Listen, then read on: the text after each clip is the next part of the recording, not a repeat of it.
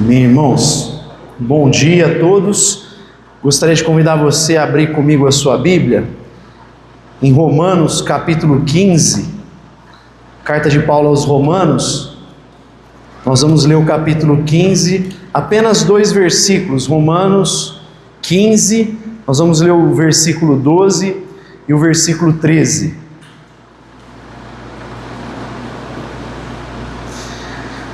No contexto ele vem falando do exemplo de Cristo, da sua abnegação, falando que Cristo foi feito ministro da circuncisão, não aquela na carne, mas no coração. E aí no versículo de número 12, ele vai dizer assim: e outra vez diz Isaías, uma raiz em Jessé haverá, e naquele que se levantar para reger os gentios esperarão. Ora, o Deus da esperança vos encha de todo gozo e paz na vossa crença, para que abundeis na esperança pelo poder do Espírito Santo.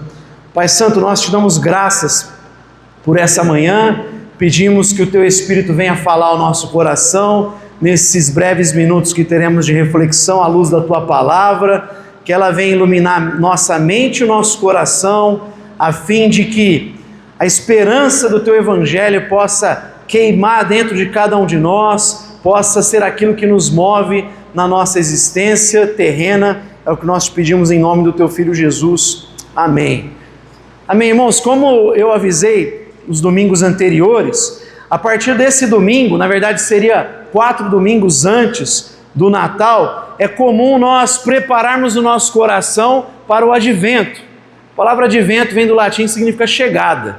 Preparar o nosso coração para celebrar a chegada de Cristo Jesus, celebrarmos o seu nascimento, mas também tem a ver com a expectativa que nós temos também da sua segunda vinda.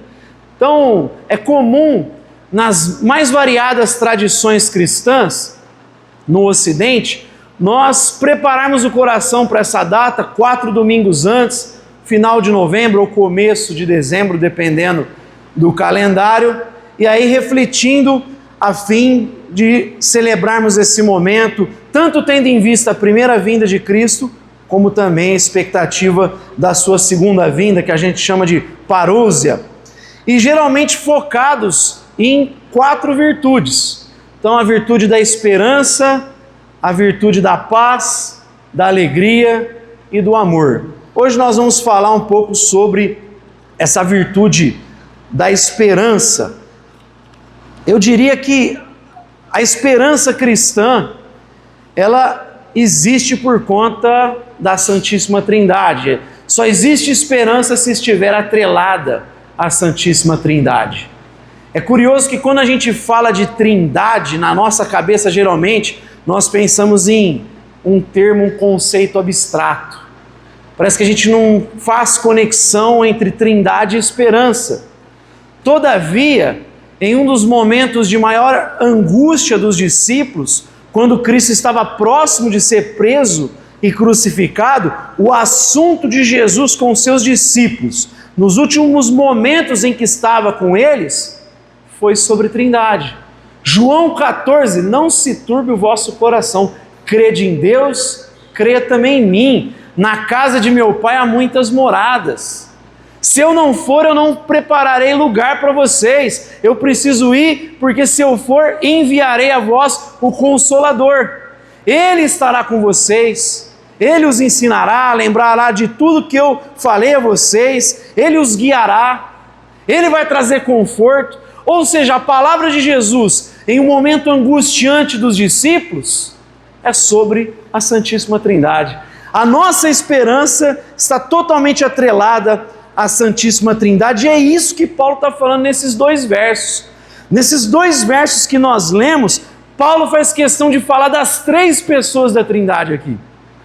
Nós percebemos os 3 atuando aqui nessas breves palavras do apóstolo Paulo.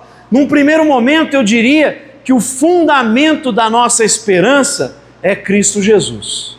Veja comigo aí o versículo 12. Outra vez diz Isaías, uma raiz em Jessé haverá. E naquele que se levantar para reger os gentios esperarão. É através da raiz de Jessé que Deus enviará aquele que governará, que reinará, e os gentios colocarão nele a sua esperança. A primeira coisa que Paulo está dizendo para nós é que a base da nossa esperança, o fundamento da nossa esperança é Cristo Jesus.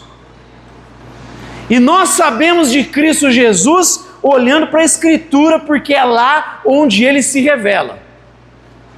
A nossa esperança não tem a ver com projeções que nós colocamos em Deus. A nossa esperança não tem a ver com expectativas que nós projetamos em Deus. Tem muita gente que vive frustrada, porque quando ela se converte, ela acha assim, que ela vai orar e colocar um monte de expectativa em Deus, e se ela tiver um tipo de fé, Deus vai recompensar essa fé que ela tem, e ela vai receber tudo aquilo que ela desejou e almejou em Cristo Jesus. Não é isso que a Bíblia ensina. Nós esperamos aquilo que Deus promete na Sagrada Escritura. Não tem a ver com projeções. Eu creio que muito desses pensamentos equivocados, eles são advindos de interpretações errôneas a respeito de textos bíblicos. Por exemplo, alegra-te do Senhor e Ele satisfará os desejos do teu coração. Aí o sujeito já pensa logo assim, se eu me alegrar em Deus, Ele vai suprir os desejos do meu coração, tudo aquilo que eu almejar. Mas na verdade ele está falando de alguém que está alinhado à vontade de Deus, alguém que encontrou em Deus a sua alegria, alguém que tem satisfação em Deus. Então no momento em que Deus se tornou a minha satisfação, a sua vontade vai ser agradável como mel, para usar a expressão do salmista, do sábio em Provérbios. As palavras de Deus se tornarão agradáveis como mel. Logo, se eu me satisfaço em Deus, eu vou me satisfazer na sua vontade. Ele vai cumprir o quê? A vontade dele, porque a vontade dele foi acolhida por mim. Eu abracei a sua vontade. Então não tem a ver com eu me alegrar em Deus, no sentido de projetar nele as minhas expectativas, ou de viver uma lógica retributiva de mérito e demérito. Se eu fizer, Deus vai me recompensar. Não. Se eu tiver satisfação em Deus e na sua vontade, obviamente a vontade dele sempre vai se cumprir e ele vai automaticamente suprir aquilo que se tornou a minha também vontade e o meu prazer, que é aquilo que Deus decreta. Então o fundamento da esperança é Cristo Jesus. A Bíblia é um livro que fala sobre Jesus. A Bíblia não é uma receita de sucesso para nós, com uma série de palavras e histórias desconectadas, onde a gente aprende várias coisas, como vencer os nossos gigantes, como a gente consegue quebrar as muralhas da nossa vida. Não tem a ver com isso, tem a ver com Cristo. Como o pastor João falou aqui, o Antigo Testamento está falando de Cristo. Desde quando nós vemos no Éden, quando o homem peca e se veste de folhas de figueira, e aí o texto diz que ele mata um animal para cobrir o que? A vergonha do casal. Ora, ali já existe um proto-evangelho, já está apontando para o sacrifício de Cristo. Quando Abel oferece um sacrifício de um cordeiro, pela fé ele está apontando para o sacrifício de Cristo. A Bíblia toda fala sobre Jesus. Foi Alistair Begg que disse: a Bíblia é um livro sobre Jesus. No Antigo Testamento ele é previsto, no Evangelho ele é revelado, no livro de Atos ele é pregado, nas cartas ele é explicado e no Apocalipse ele é esperado. A Bíblia fala sobre Jesus. A nossa esperança está aí, no que a Bíblia fala sobre Ele, porque ela vai cumprir tudo aquilo que diz ao respeito de Cristo Jesus. Então primeiro Paulo faz questão de mostrar sobre Cristo Jesus já previsto no Antigo Testamento, mas aí ele fala também de uma esperança não apenas que não reside nas nossas expectativas humanas, mas naquilo que Deus prometeu através da sua palavra, como também ele fala que essa esperança diz respeito ao reinado de Cristo. Ele governará, da raiz de Jessé virá o rei. Ou seja, a nossa esperança é de um Cristo que vence, que triunfou, é de um Cristo que hoje está sentado no trono. E se Cristo está sentado no trono, eu não tenho que permitir que o temor se apodere do meu coração. Eu não tenho que temer homens. Eu não tenho que temer circunstâncias. Eu não tenho que ter medo de coisa alguma, porque se Ele governa, a palavra dEle, a vontade dEle vai se cumprir. Está falando de um reinado. Então, primeiro, se fala de um reinado, eu tenho que descansar o meu coração. A cruz está vazia, mas o trono não. Cristo está sentado no trono de glória. Mas também fala de um governo que deve envolver todas as áreas da vida. Porque o reino de Deus, ele não toca na minha e na sua vida apenas. O reino de Deus toca em tudo que o pecado um dia afetou. Quando nós lemos Efésios capítulo 1, versos 9 e 10, Paulo diz que o plano de Deus é fazer congregar na pessoa de Jesus todas as coisas nos céus e na terra. Tudo.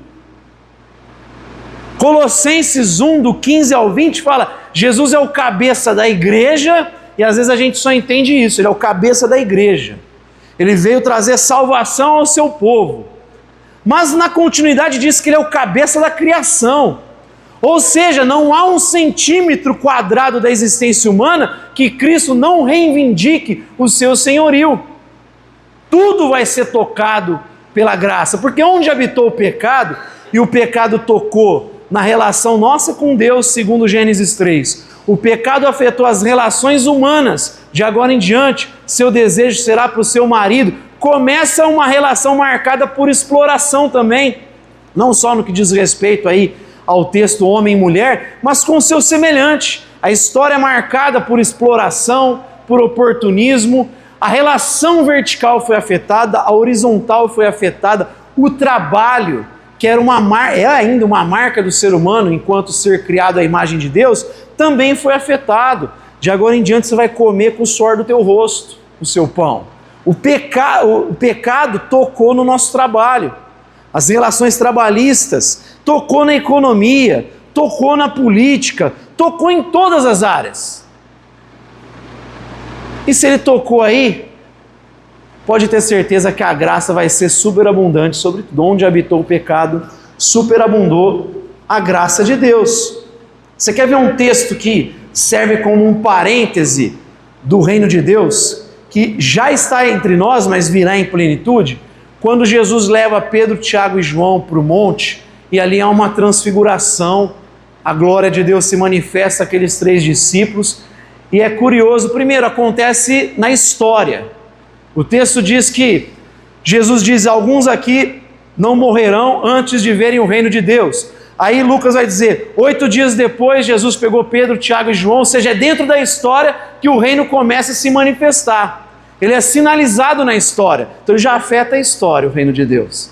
Se a gente continua o texto, você vai ver que a geografia é afetada também. Eles começam a ver a glória de Deus se manifestando, ali, nuvens, a própria geografia é afetada pelo reino de Deus. A criação diz que as vestes de Jesus ficaram resplandecentes. Vestimenta fala de cultura. A cultura é afetada pelo reino de Deus também. Todas as áreas da vida são afetadas pelo reino de Deus. E como cristãos, a gente, já que anuncia que existe um Cristo que governa e que virá, e o seu governo não terá fim, isso se concretizará, haverá plenitude da chegada desse reino, nós já vivemos em conformidade a isso hoje, anunciando que Cristo é Senhor de cada área da vida. Como cristãos, a gente é chamado para testemunhar esse governo, esse senhorio sobre cada área da vida, cada área da existência. Então, primeiro, o fundamento da esperança é Cristo. Não se baseia na minha expectativa, mas no que está escrito ao respeito dele. Segundo, Paulo falou aqui que essa esperança fala do governo, do reinado de Cristo. Lembre-se que esse reinado afeta tudo na existência. E ele diz também que é direcionado para judeus e gentios, não é só para judeu. Porque o povo de Deus não é étnico. O povo de Deus não é aqueles que receberam as leis, aqueles que receberam a palavra, não é só aquele Israel étnico. O povo de Deus é aquele que ouviu o chamado de Deus. A ação de me tornar povo de Deus, de tornar você parte do povo de Deus, é resultado de um milagre. Paulo vai dizer isso na mesma carta aos Romanos, no capítulo 9. O Israel de Deus é fruto do chamado de Deus, é fruto de um milagre. Porque se fosse étnico, se fosse por conta do meu sangue, eu teria motivo de me gloriar. Paulo diz, eu tenho todo motivo para me gloriar na carne. Eu sou judeu da tribo de Benjamim, circuncidado ao 8º dia, quanto à lei zeloso, fariseu. Mas ele diz, eu considero tudo isso que antes era motivo de glória como lixo, como esterco, comparado ao conhecimento de Cristo Jesus. Paulo tem profunda consciência que essa esperança é resultado de um milagre. Se você projeta a sua esperança em Cristo, é porque você foi alvo desse milagre. Não tem como moribundos dizerem, Cristo é o Senhor. Vocês estavam mortos em seus pecados, mas pela graça Ele vos ressuscitou. É milagre isso. Eu me torno Israel por conta do que Cristo fez. E a partir do momento que Ele desperta a fé no meu coração, eu passo a projetar a minha fé nele e espero ansiosamente o cumprimento das suas promessas, o cumprimento da sua palavra. Ele virá com juízo, findará a história e o seu governo não terá fim. Nós reinaremos com ele para todo sempre. Então a primeira coisa que Paulo fala nesse versículo 12 é sobre o fundamento da esperança. Mas lembra que eu disse que a esperança é trinitária. Paulo agora diz que a origem dessa esperança é Deus Pai. Primeiro, o fundamento é Cristo, aquilo que foi falado sobre Ele na Escritura. Agora ele fala que a origem da esperança é Deus. Versículo 13, o Deus da esperança vos encha de toda alegria e paz em sua fé nele, para que vocês transbordem. É o Deus da esperança. É Deus que concede essa esperança, que doa essa esperança. A esperança não depende de circunstâncias, não depende do seu e do meu humor. E o dia que você está bem, está tudo dando certo, fala, Deus é bom, mas até naqueles dias que você está... Você continua, Deus é bom porque isso é algo que Deus concede a nós. Eu acabei de falar, é fruto de um milagre. Paulo está dizendo, Ele que doa essa esperança. O Deus da paz vos encha. Ele concede, Ele arquitetou o plano que traz essa esperança. Quando nós olhamos para as pessoas da Trindade, a gente percebe uma atuação de cada um deles. O Pai é aquele que planeja. O Filho executa esse plano e o Espírito aplica isso no coração do homem, convencendo do pecado, da justiça, do juízo. Os três atuam. O Pai é aquele que planejou, arquitetou o plano da nossa salvação. Então é Ele que concede essa esperança ao nosso coração. Por isso que mesmo em momentos de profunda adversidade, a gente ainda pode carregar esperança no coração. É por isso que John Huss, sendo queimado por conta do seu posicionamento em relação aos abusos da igreja naquele contexto, diz a história que ele morre entoando um hino a Deus. Como é que pode um sujeito queimando cantar um hino a Deus se não for algo fruto de um milagre operado no seu coração que traz uma esperança viva nele? Se não for fruto de uma graça transbordada na sua vida? Como é que alguém pode enfrentar leões, feras, sofrimento, oposição, se não for por uma esperança que queima no seu coração? É Deus que concede isso. Até um argumento favorável à ressurreição, à certeza gloriosa. Como é que homens simples, pobres galileus, conseguiram enfrentar o Império Romano, firmes, e com o passar dos séculos mudaram o Império Romano? O cristianismo se torna a religião oficial. Por conta desse fervor dos cristãos, essa disposição, essa esperança.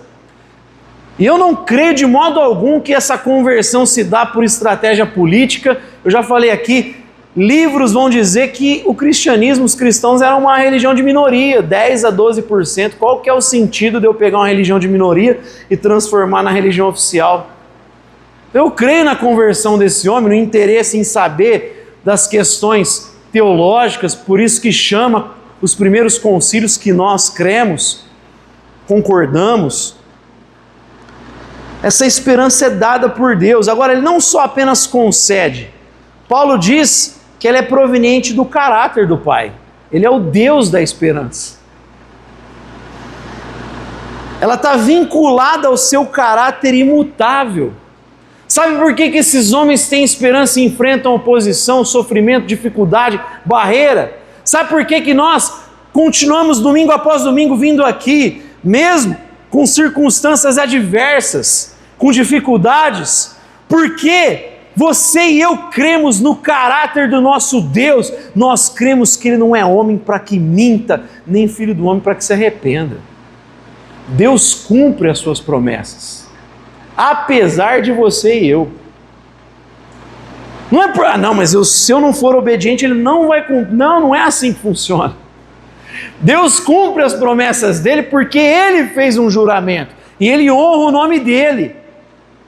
Ele zela pelo seu nome.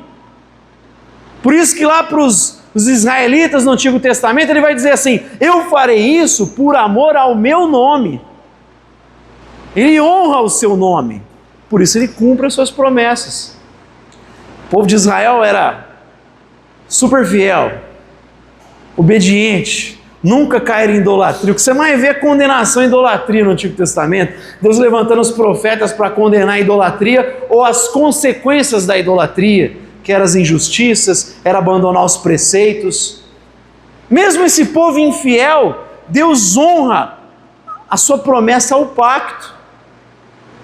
Deus cumpre a sua promessa. É por isso que a gente tem esperança, que a gente sabe que Deus cumpre, tem a ver com o seu caráter.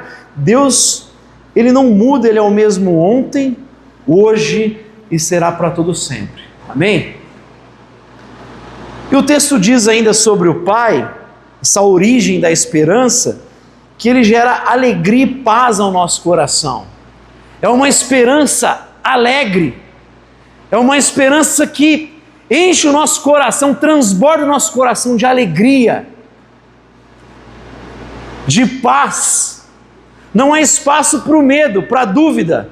Não há espaço para a ansiedade, para a preocupação. Porque se eu tenho certeza do que Deus prometeu, eu espero com alegria, Ele vai cumprir a vontade dEle.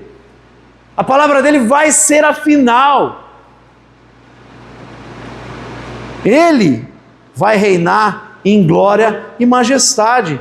Então é uma alegria que transborda de alegria, é uma esperança que transborda de alegria, de paz. A paz toma conta do nosso ser. Essa paz que excede todo entendimento, que Paulo vai dizer aos Filipenses no capítulo 4. Mas ela só é resultado de alguém que entende quem é Deus, de alguém cuja sua mente foi dominada pela palavra de Deus. Seus pensamentos, eles são resultados, ou eles são preenchidos por aquilo que Deus aprova. Por isso diz, tudo aquilo que for nobre, tudo aquilo que for verdadeiro, de boa fama, se algo digno de louvor, pense nessas coisas. E o Deus da paz guardará vossas mentes e coração. É só alguém que foi impregnado pela certeza do Evangelho que pode ter paz no coração e não tem espaço para o medo, para a dúvida. Ele sabe quem é o seu Deus. Eu sei em quem tenho crido. O mesmo Deus que gera a fé, como eu falei, a salvação é um milagre, a fé é uma dádiva de Deus, é um presente de Deus. Ora, a esperança tem a ver com isso. Eu coloco a minha fé em Deus e aguardo, e espero o cumprimento da sua promessa. Então é uma doação de Deus, é uma dádiva de Deus, mas isso é feito encharcado de alegria, é feito com júbilo, senão não é esperança cristã. Quando nós permitimos que o medo, a ansiedade tomem conta, isso não é esperança cristã. Você fica titubeando, isso aí a Bíblia reprova. Deus não quer um povo que fica titubeando. Será que Deus está comigo? Será? Ele não quer que você viva cercado de serás. Se você tem esperança cristã, a tua esperança é marcada pelo júbilo, pela alegria. O povo de Deus é um povo de festa, é um povo de celebração. É tão necessário a alegria no coração do cristão, por isso é uma esperança alegre, que Rushduni, um teólogo famoso, ele vai dizer que naquele contexto, quando passava um grupo na mesma estrada de um velório, e no mesmo caminho estivesse vindo um povo celebrando um casamento, o velório tinha que esperar e dar lugar para o casamento, para a caravana do casamento passar. A gente pensa, não, deveria ser o contrário, o pessoal está enlutado, deixa eles passarem. Não, Rushduni vai dizer que o casamento tinha primazia, para ficar marcado aos judeus que o nosso Deus é o Deus da vida, não da morte. Porque quem está em Cristo já passou da morte para a vida, porque Deus não é Deus de mortos, mas Deus de vivos. Ele é Deus de Abraão, de Isaac e de Jacó, diz Jesus. O povo de Deus é o povo da vida, que celebra. Alegrai-vos no Senhor. A ideia é de você gritar na rua, celebrar o que Cristo fez. Então, uma esperança cheia de alegria, de júbilo, marcada pela paz. Essa paz que tem que reinar. A ideia paz vem de shalom, tem a ver com a nossa vida ser completamente tomada. Tem a ver com a totalidade do nosso ser. A tradução de shalom geralmente paz, prosperidade ou felicidade. A nossa vida está em completa harmonia com Deus. Então não tem um espaço para dúvida, para inquietação. Essa esperança que Deus, o Pai, concede, já que Ele é a origem dessa esperança, ela é marcada pela alegria e pela paz. E por último ele fala a terceira pessoa da Trindade. Eu falei da segunda, da primeira, agora da terceira. Ele fala que a operação dessa esperança é o Espírito Santo de Deus. Então no mesmo versículo 13, o Deus da paz vos enche de todo gozo e paz na vossa fé, na vossa crença. Aí ele diz, para que abundeis na esperança pelo poder do Espírito Santo de Deus. O texto que eu citei de João 14, quando Jesus diz, eu vos enviarei o Consolador, a palavra lá que aparece é Paracletos, aquele que anda ao nosso lado. Jesus diz que ele veio para guiar o cristão, ele veio para confortar o cristão, e ele veio para nos capacitar. A esperança do nosso coração tem a ver com essa alegria há pouco que eu mencionei, justamente por essa certeza, não apenas das verdades que nós vimos até aqui, mas da verdade que Deus está conosco, caminha ao nosso lado. Ele nos guia, nos direciona, você não está solto. Jesus não foi assunto aos céus e deixou você viver por si mesmo, sozinhos. Nós não somos órfãos, desamparados. Nós começamos o culto com as crianças cantando, faz do fraco forte, que o órfão viva em família. Essa certeza que eu fui amparado, ela se testifica com o Espírito Santo atuando na nossa vida. É você perceber como Ele nos lembra das verdades, como Ele traz conforto ao nosso coração, como Ele nos capacita. Todo o nosso agir só é possível por conta dessa capacidade que vem do alto. É onde ele fala do poder do Espírito Santo aqui. Ou seja, essa esperança, meus irmãos, não se trata de uma história legal que a gente leu, contada 2025 anos atrás, que nos inspira um pouco, que nos deixa feliz. Não é uma história como Chapeuzinho Vermelho, que ensina alguma coisinha no cuidado lá, pelo caminho. Não é uma história como João e Maria, ou como outras histórias, né, da cultura ocidental. Você não está estudando um personagem que viveu 200 anos atrás, 300 anos atrás, que às vezes falou algumas coisas interessantes. Quando a gente fala de Jesus, Você tem que lembrar que o Espírito comunica de maneira objetiva pelo livro, a verdade é objetiva, mas ao mesmo tempo, Ele está dentro de nós despertando essa verdade, fazendo a gente crer nessa verdade. A nossa esperança é viva. O Evangelho não é só uma doutrina, também obviamente que é, mas o Evangelho é uma pessoa, Jesus de Nazaré. Não é só alguém que viveu lá atrás, é alguém que está vivo, ressurreto hoje, e está habitando na sua e na minha vida através do seu Espírito. É muito mais poderoso do que ler um livro. Eu leio o livro com ele ao meu lado. Eu leio o livro com ele presente em mim, despertando fé no meu coração e essa esperança. Isso, a palavra que ele usa aqui é dunamis. Transbordeis pelo dunamis, pelo poder do Espírito Santo de Deus. O dunamis é o poder que nos regenera, que nos faz nascer de novo. O dunamis é o que nos capacita a viver uma vida santa depois do nosso batismo, de nós reconhecermos a Cristo, sermos despertados por Deus, por essa verdade. Então Ele nos regenera, nascemos de novo e Ele também nos capacita a viver uma nova vida. Esse poder vem dEle. O nosso papel é não sair de Cristo Jesus. Por isso o salmista no capítulo 1 vai dizer: bem-aventurado é o homem que não se assenta na roda dos escarnecedores, não ouve o conselho do ímpio. Aí ele vai dizer assim, ele será, lá no finalzinho do capítulo, ele diz assim, ele será como uma planta plantada junto ao ribeiro de águas correntes, que dá fruto no tempo certo. Ou seja, você e eu só vamos dar frutos de uma nova vida, porque o Espírito te plantou em Cristo Jesus. Você está no lugar certo, recebendo todo o nutriente necessário para produzir uma nova vida. Paulo vai dizer em Colossenses, enraizados nele. Então não somos nós que produzimos pelo nosso esforço. O Espírito produz isso em nós. Por isso que o fruto é do Espírito. O fruto da carne, ele vai dizer, mas o fruto do Espírito é amor, alegria, mansidão, fidelidade, domínio próprio. É o fruto do Espírito. Essa nova vida é Ele que produz. Desenvolver a vossa salvação que vocês já possuem, porque é Ele que efetua em vocês tanto querer como realizar. É obra de Deus isso. O dunamis faz isso. O poder de Deus nos capacita a viver uma nova vida.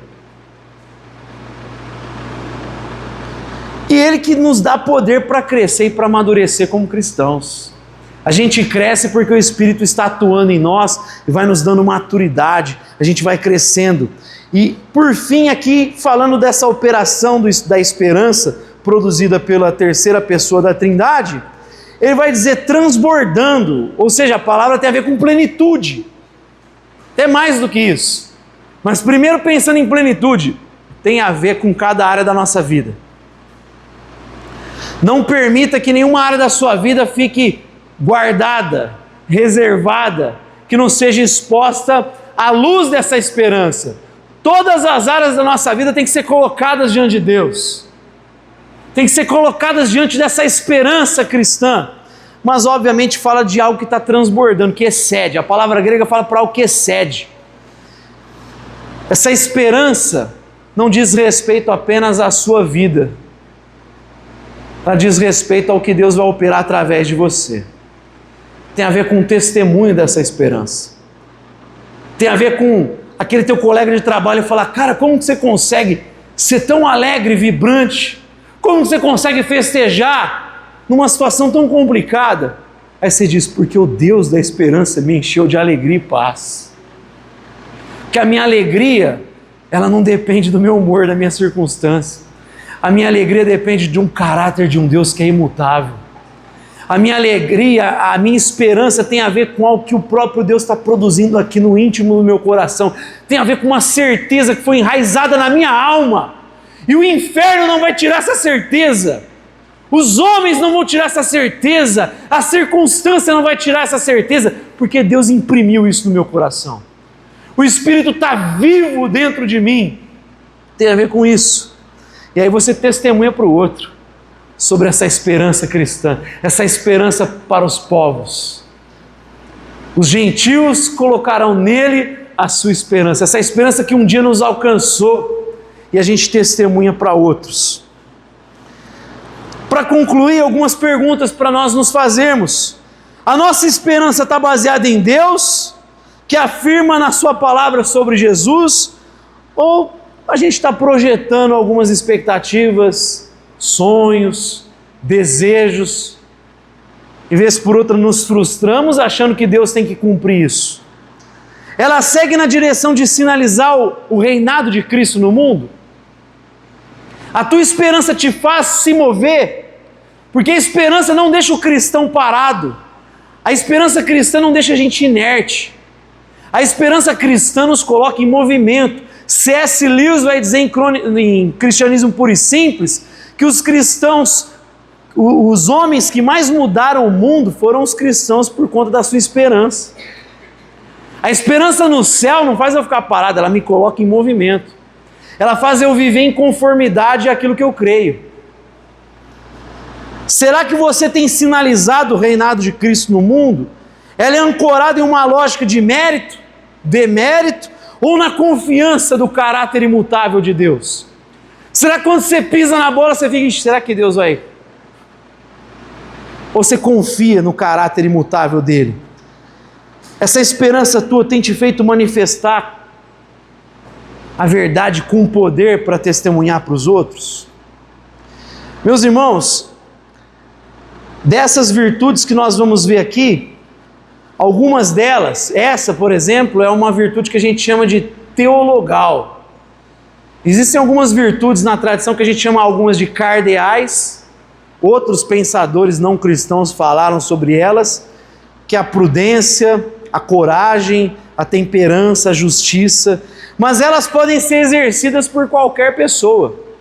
Essas virtudes teologais, elas são concedidas por Deus.